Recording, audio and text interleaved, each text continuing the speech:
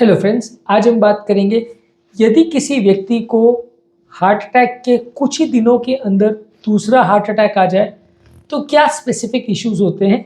यानी एक heart attack के बाद दूसरे हार्ट अटैक आने के क्या चांसेस है, क्या प्रॉब्लम्स है और उसको मैनेज करने में क्या इश्यूज आते हैं, उसको डिस्कस करेंगे। क्या क्या चीज़ें हम कर सकते हैं ताकि दूसरा हार्ट अटैक ना आए, इन चीज़ों को डिस्कस करेंगे। टॉपिक पर जाने से पहले जो लोग हमारे चैनल पर नए हैं उन्हें रिक्वेस्ट करूँगा कि चैनल को सब्सक्राइब करें, वीडियोस को लाइक और शेयर करें। आज का टॉपिक है issues of having second heart attack with in few days of first heart attack. देखिए, यदि आपको पहली बार हार्ट अटैक आया है तो ज़रूरी है कि आप उसके बाद प्रॉपर कार्डियक इवैल्यूएशन करें, प्रॉपर हार्ट का जांच करें, एंजियोग्राफी अगर ज़रूरी है तो करें। जो लोग प्रॉपर ट्रीटमेंट नहीं कराते हैं, दवाइयाँ नहीं लेते, हार्ट अटैक को इग्नोर करते हैं, कोई थेरेपी नहीं करते, एंजियोग्राफी भी नहीं करते, अगर ब्लॉकेज कोई आता है तो ट्रीटमेंट नहीं करते, तो वैसे केस में दोबारा तकलीफ आने का अंदेशा बहुत ज़्यादा होता है, कई गुना ज़्यादा रहता है। तो यदि आपको अगर ब्लॉकेज है, अटैक आया है, तो आपकी ये कंपलसरी है आपके लिए कि आप प्रॉपर उसमें ट्रीटमेंट कराएं। यदि आप नहीं करा रहे हैं तो काफ़ी चांसेस है, ऑलमोस्ट 20% चांसेस है कि अगले कुछ दिनों के अंदर आपको दोबारा हार्ट अटैक आ सकता है। ज़्यादातर जो भी सेकेंड हार्ट अटैक आता है वो अगले कुछ दिनों में 15-20 दिन या 1 महीने में आने का सबसे ज़्यादा चांस रहता है। कितने ब्लॉकेजेस हैं, ब्लॉकेज का कैसा ट्रीटमेंट हुआ है, ट्रीटमेंट हुआ भी है या नहीं, पेशेंट दवा ले रहा है कि नहीं, ये सारे फैक्टर्स डिसाइड करेंगे कि दूसरा हार्ट अटैक आएगा कि नहीं।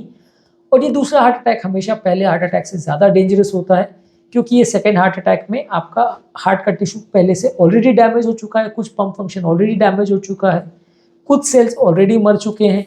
ये सेकेंड हार्ट अटैक कई गुना ज़्यादा मृत्युदायक होगा, इसका ट्रीटमेंट स्ट्रैटेजी भी थोड़ा टफ होगा पहले हार्ट अटैक के कंपैरिजन में, खासकर तब जब ये हार्ट अटैक कोई दूसरी नली में आए तो।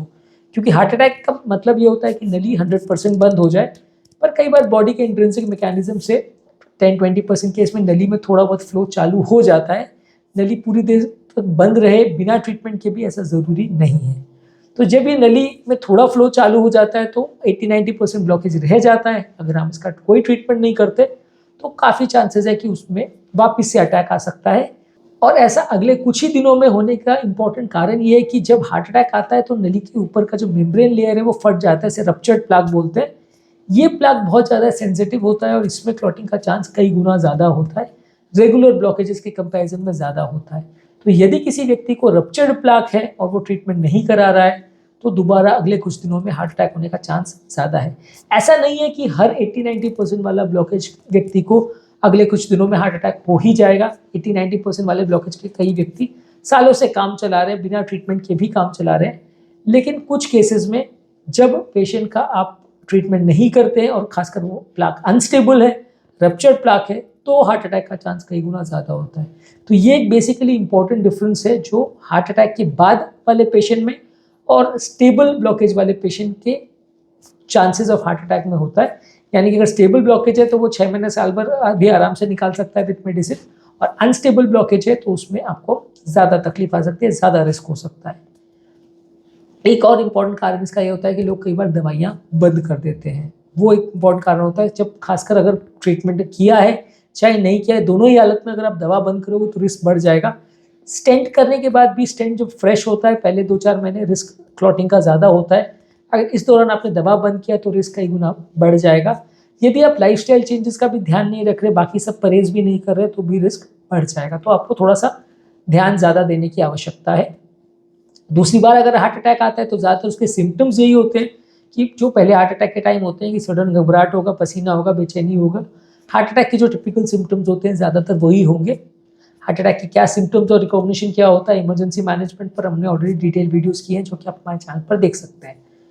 बेसिकली वो होगा पहले हार्ट अटैक जैसा ही, लेकिन उसमें पेशेंट को सडन सीवियर पेन होगा। आप जब हॉस्पिटल लेके जाओगे, पेशेंट को ईसीजी करोगे तो उसमें पिकअप होगा कि पहले हार्ट अटैक वाली नली में या किसी और नली में ईसीजी चेंजेस मिलेंगे।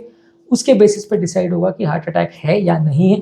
कार्डियक एंजाइम्स आप करके देख सकते हैं। कार्डियक एंजाइम अगर पिछला हार्ट अटैक हुआ है तो कई बार फ्रेश कार्डियक एंजाइम आप करोगे तो उसमें वैल्यूज करेक्ट नहीं आती है, क्योंकि क्या है, ट्रोपोनिन का एक बार हार्ट अटैक आता है तो 15-20 दिन तक वैसे ही पॉजिटिव रहता है जो कार्डियक एंजाइम हार्ट अटैक के लिए करते हैं। तो अगर इसी दौरान वापस से हार्ट अटैक आ जाता है तो आपका ट्रोपोनिन वैसे भी पहले हार्ट अटैक की वजह से ही पॉजिटिव आ सकता है। यदि पहले हार्ट अटैक के लेवल से वो और बढ़ गया है तो आप सोच सकते हो कि हार्ट अटैक हुआ हो सकता है, सेकंड हार्ट अटैक।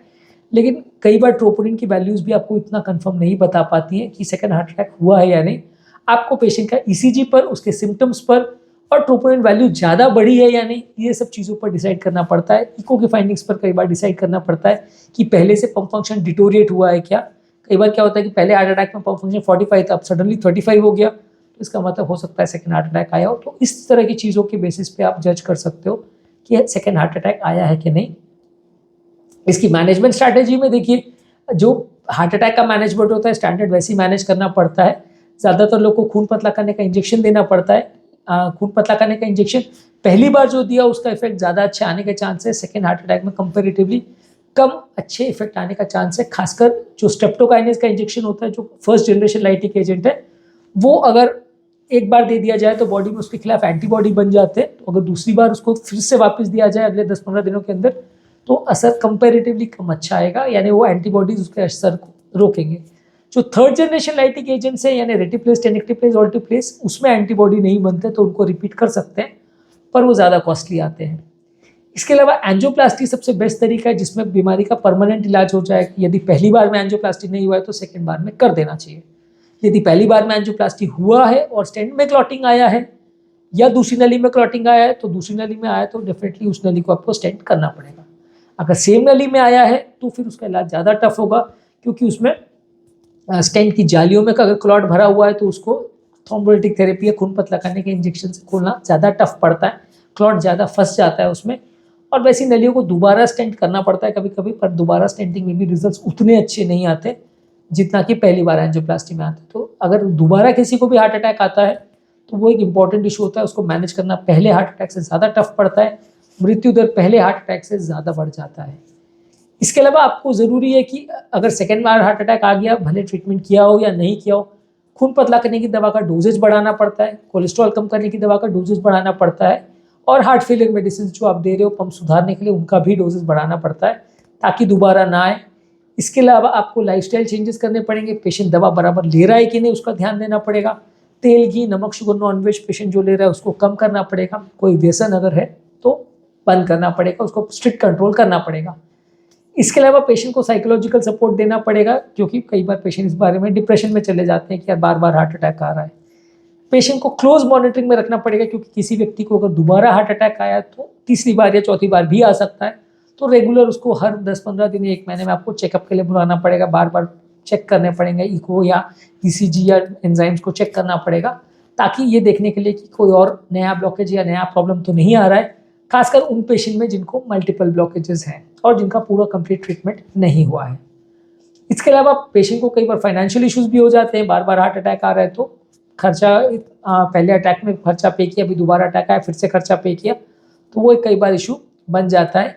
तो वैसे पेशेंट को फाइनेंशियल मैनेजमेंट, सोशल मैनेजमेंट, परिवार वालों को काउंसिल करना, ये सारी चीज़ें भी एक इंपॉर्टेंट इशू बनती है जब किसी व्यक्ति को कुछ ही दिनों के अंदर दूसरा हार्ट अटैक आ जाता है। पेशेंट का कार्डियक रिहैबिलिटेशन फिर से चालू करना पड़ता है। मान लीजिए पहले हार्ट अटैक के बाद आपने चलना फिरना सब कुछ चालू कर दिया था, अपना नॉर्मल ड्यूटी वूटी चालू कर दिया था, फिर से दोबारा अटैक आ गया तो आपको फिर से ही वही रेस्ट लेना पड़ेगा कुछ दिन, और फिर थोड़े दिन के बाद रिहैबिलिटेशन फिर से चालू करना पड़ेगा। हार्ट अटैक रिलेटेड कोई कॉम्प्लिकेशंस तो नहीं आ रहे, उसके लिए भी ज़्यादा इंपॉर्टेंटली आपको ज़्यादा अच्छी तरह से ध्यान देना पड़ेगा, क्योंकि सेकेंड हार्ट अटैक में हार्ट के फटने का चांस, कॉम्प्लिकेशन होने का चांस, अलग अलग तरह के प्रॉब्लम्स होने का चांस पहले अटैक से ज़्यादा रहता है। तो आपको और ज़्यादा सतर्कता के साथ ध्यान रखना पड़ेगा। पेशेंट और फैमिली को एजुकेट करना पड़ेगा। पेशेंट को अलग अलग तरह से हार्ट अटैक का मैनेजमेंट और उसकी स्ट्रैटेजीज पर आपको डिस्कस करना पड़ेगा। फैमिली को भी प्रॉपर एजुकेट करना पड़ेगा कि हार्ट अटैक हो तो क्या करना है, इमरजेंसी सिचुएशन को कैसे हैंडल करना है, दवाओं की इंपॉर्टेंस को रियलाइज करवाना पड़ेगा, और दवाएं वो प्रॉपर ले पेशेंट, इसका विशेष ध्यान रखना पड़ेगा। ये सारी चीज़ें पेशेंट रिहैबिलिटेशन में आती है। जिस पेशेंट को बार बार अगर हार्ट अटैक आ रहा है तो वैसे पेशेंट को काम करने के लिए और ट्रैवल वगैरह करने के लिए कुछ दिनों के लिए रेस्ट्रिक्ट करना आवश्यक है, क्योंकि ऐसे पेशेंट में अगर ज़्यादा असावधानी हुई तो बार बार तकलीफ आ सकती है। बार बार पेशेंट का ईसीजी, इको करके आपको कंडीशन देखते रहना पड़ेगा। ज़रूरत पड़ी और डाउटफुल चेंजेस अगर आते हैं तो रिपीट चेक एंजियोग्राफी करना पड़ता है। रूटीनली अगर किसी को थोड़ा वापस से अगर पेन हुआ, थोड़ा मोड़ा और इसी चेंजेस नहीं आ रहे हैं, कोई पंप फंक्शन में डिटोरेशन नहीं है, एंजाइम्स भी नॉर्मल है, तो हम बार बार चेक एंजियो नहीं करते हैं। अगर कुछ चेंजेस डेफिनेटली आ रहे हैं, जहाँ आपको सस्पिशन हो रहा है कि कुछ क्लॉटिंग वॉटिंग हुआ है, तो फिर आपको एंजियो चेक करके देखना पड़ेगा कि दोबारा तकलीफ तो नहीं आ रही है, और फिर आपको ज़्यादा सतर्कता के साथ पेशेंट का मैनेजमेंट करना पड़ेगा। यदि एंजियो नॉर्मल आता है तो कोई दिक्कत नहीं, एंजियो में तकलीफ आती है तो फिर क्या फाइंडिंग्स आ रही है उसके बेसिस पे आपको मैनेजमेंट करना पड़ेगा। तो बेसिकली सेकेंड हार्ट अटैक जब कुछ ही दिनों के अंदर आ जाए पहले हार्ट अटैक के अंदर, तो वो ज़्यादा मैनेज करना मुश्किल होता है, मृत्यु दर कई गुना ज़्यादा होता है, प्रॉब्लम ज़्यादा होती है। ज़्यादातर केस में वो लापरवाही की वजह से होता है कि पेशेंट ने या तो दवा बंद कर दी होती है, या ट्रीटमेंट नहीं कराया होता है, या ट्रीटमेंट के बाद लाइफस्टाइल चेंजेस में कोई लापरवाही की होती है तो होता है, या कभी कभी पेशेंट को जो दवा दी जाए वो असर ना करे तो हो सकता है। तो वैसे केस में आपको ज़्यादा सतर्कता रखने की ज़रूरत है, ज़्यादा ध्यान रखने की ज़रूरत है। और अगर किसी व्यक्ति को बार बार हार्ट अटैक आ रहा है तो डॉक्टर्स को भी और अग्रेसिव होने की ज़रूरत है, ज़्यादा जांच पड़ताल और ज़्यादा अग्रेसिव मेडिसिन की ज़रूरत है, ताकि ये तीसरी बार हार्ट अटैक ना आए। उम्मीद करूँगा कि आज के टॉपिक में आपको कुछ यूजफुल पॉइंट्स मिले होंगे। जो लोग हमारे चैनल पर नए हैं उन्हें रिक्वेस्ट करूँगा कि चैनल को सब्सक्राइब करें, वीडियोज़ को लाइक और शेयर करें।